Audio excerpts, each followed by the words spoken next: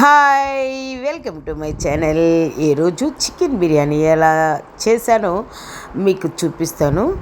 And నేను overview చూపించానండి. Bad comments పెట్టద్దు please. నేను వంట రూమ్ ఏమంతా నీట్గా సర్దుకోలేదు. సరే అయితే ఫస్ట్ బిర్యానీ కోసము టమోటాస్, పుదీనా, ఆనియన్స్ తీసుకొని నీట్గా కట్ చేసి పక్కన పెట్టుకున్నాను. పచ్చిమిర్చి, పుదీనా, కొత్తిమీర, టమోటా, చూడండి ఇది మసాలా దినుసులు అండ్ జీలకర్ర, మెంతులు, 2 లవంగము, 1 చెక్క, బిర్యానీ ఆకు అన్నీ వేసి పక్కన పెట్టుకున్నాను. చికెన్ బాగా పెద్ద సైజ్గా బిర్యానీ కోసమని కట్ చేయించుకొచ్చి నీట్గా వాష్ చేసుకొని పక్కన పెట్టుకున్నాను.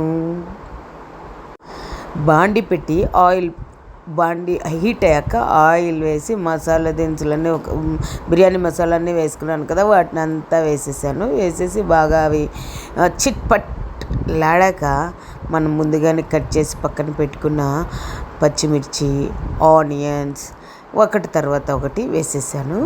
బిర్యానీ చేయటం ఒక్కొక్కరిది ఒక్కొక్క స్టైల్ అండి. ఏ స్టైల్లో చేసినా బిర్యానీ టేస్ట్ బిర్యానీదే. దాన్ని ఎవ్వరు ఇష్టం అన్న వాళ్ళే లేరు. కాబట్టి నా స్టైల్లో నేను చూపిస్తున్నాను. అండ్ పచ్చిమిర్చి బాగా వేగాక ఆనియన్స్ కూడా వేసి దాన్ని కూడా బాగా వేగనిద్దాము. ఎంత బాగా బ్రౌనీగా ఆనియన్స్ వేగితే అంత బాగుంటుంది నా ఒపీనియన్. అల్లం వెల్లుల్లి పేస్ట్ 1 స్పూన్ వేసి దాన్ని కూడా బాగా సాల్ట్ చేశాను. బిర్యానీ నేను అన్నీ నేర్చుకున్న వాటివి బాగా చేస్తాను.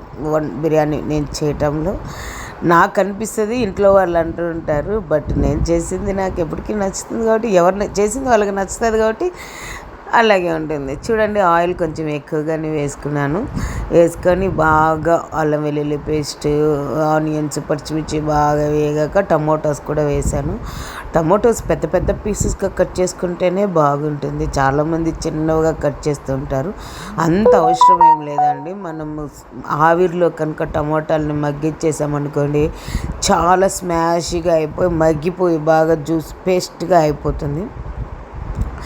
అండ్ దాన్ని కూడా బాగా మగ్గనిచ్చాను. అండ్ పక్కనే పెట్టుకున్న పుదీనా అండ్ కొత్తిమీర కూడా కొత్తిమీర, పుదీనా కలిపి వేసేసాను.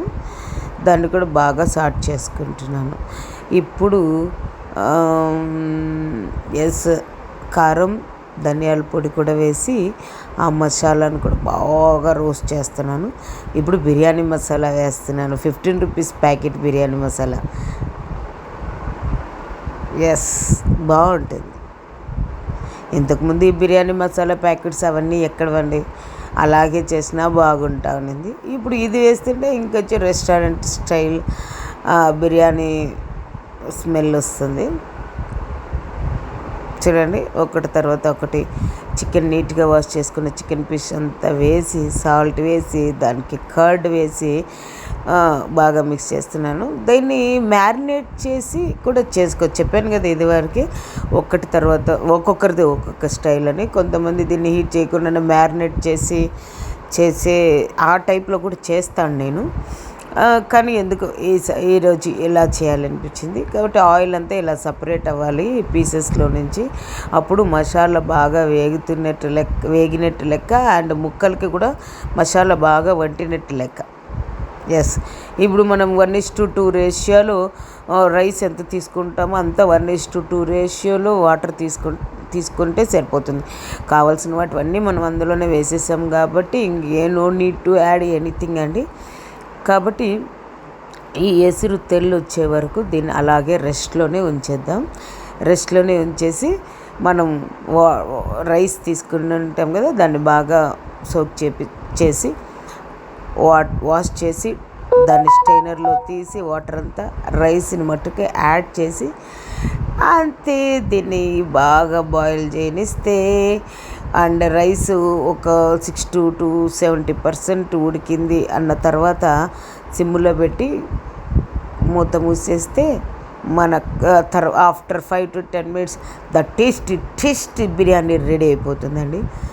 ఇది అందరికీ తెలిసిందే, తెలియని వాళ్ళు ఎవరు లేరు. బట్ నా స్టైల్ ఆఫ్ బిర్యానీ మీ ముందుకి ఈరోజు please subscribe my channel and support me. చూడండి, ఆఫ్టర్ 10 to 15 minutes దించేసాను. సూపర్గా వచ్చింది బిర్యానీ అయితే. అదిరిపోయింది అంతే, మౌత్ వాటరింగ్ అంతే కదా.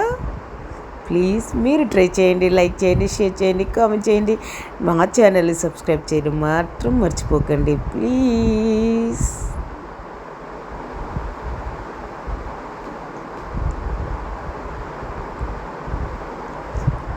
అండ్ దీనికి కాంబినేషన్ రైతాని కూడా ప్రిపేర్ చేసేసాను.